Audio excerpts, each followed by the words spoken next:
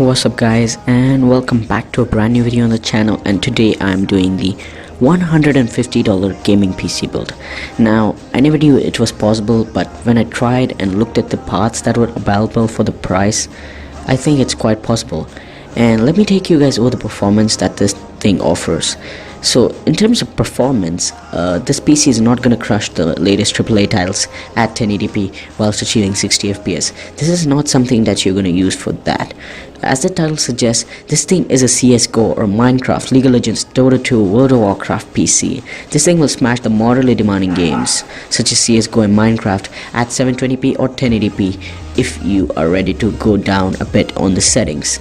And this thing can also play some of the AAA titles, surprisingly. I don't know, or maybe it can run few titles such as GTA 5 or Crisis 2, Crisis 3, but this thing is meant to be playing the moderately demanding games. So with that being said, be sure to drop a like rating and get subscribed to TECHDROIDS if you haven't already. And let's get started with the parts. So for the CPU, I went with the AMD A6 7400K. Now it's an APU, it's a dual core APU with 3.5 GHz. It has the R5 graphics as well inbuilt. So this is an APU. What an APU is, it is a CPU and a GPU on the same chip. It costs 49 bucks and does the job for most of the games that I mentioned at the start of the video. And it has a little key at the end, that means you can overclock it, but I don't think so you'll be overclocking it, as the motherboard I've gone for does not support overclocking.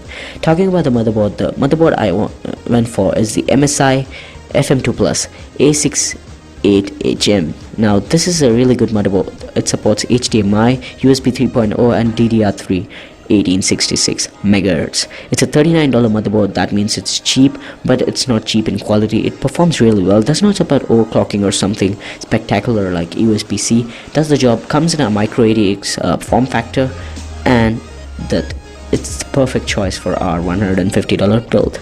Now for the RAM, I went for 4GB of Kingston HyperX Fury of 1866 MHz.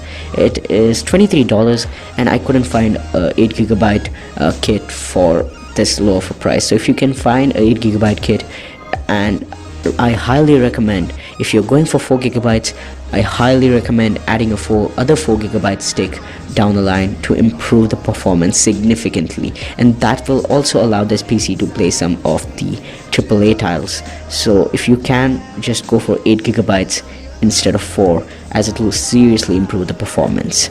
Now for primary storage, I went with the WD Caviar Blue 320GB. It's a $22 hard drive, gets you 320GB. That's not that much, but it's mostly enough for a few large games or a few small games, or a lot of small games like Minecraft, CSGO, Dota 2, World of Warcraft, League of Legends, and some of your music videos and movies. And it's at 7200 RPM. That means it's the fastest kind of mainstream hard drive go, and it costs 22 bucks, does the job. What else can I say? Now to house all these things, I went for the Logitech CS301BK with a 480 watt power supply. Now inbuilt power supplies in cases are not that great, but this thing is a really good case with a good power supply. And if you are to upgrade anything in the future, you have to upgrade the power supply as well, as the inbuilt power supply will just not cut it.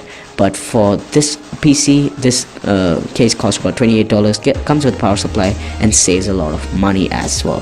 So that wraps up guys the $150 gaming PC for the month of November and the year 2016. If you liked it, then give this video a massive thumbs up and subscribe to TECHDROIDS if you haven't already. Check out my other PC builds. I hope you will find something that you like.